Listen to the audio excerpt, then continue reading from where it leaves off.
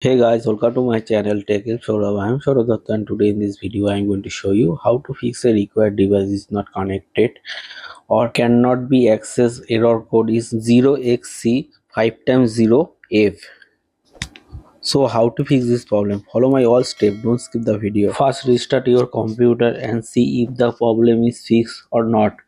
In my case, the problem was not fixed. To fix the problem, you first need to open your CPU. For this, first turn off the computer and then open the CPU cabinet lid. First check the physical connection. Make sure all internal cables, especially the data cable and power cables for the hard drive, are securely connected. They are appear damaged. Try replace them as faulty cable can be causes this error. I have two hard disks in my computer. I'll check the two SATA cable and power cable are okay.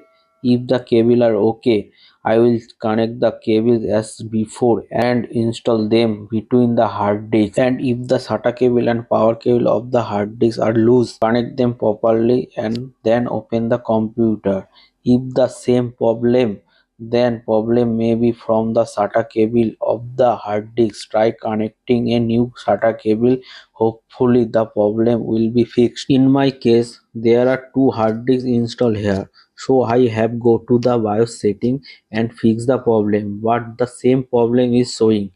For this, I have go to the BIOS setting. Enter your computer BIOS setting during startup by pressing key like F2, F12 or del button to ensure the correct boot order is set and that the hard drive is detected. After entering BIOS setting, I first need to go to the BIOS features. After entering BIOS features, go to the hard disk BBS priority and press the enter button.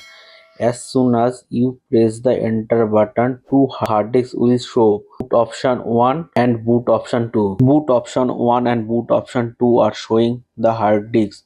You can press the enter button for the boot option 1, and as soon as you press the enter button, boot option 1 show two hard disks. Select the second hard drive because my system is installed on the second hard disk. Then press the F10 button to save the BIOS setting. After doing this thing, turn on the laptop. I hope the computer will start without any problem. I hope this video help you. Please share it with your friends also. If you have any doubt related to this, let us know in the comment box below. If you like the video, don't forget to like, share and subscribe to the channel.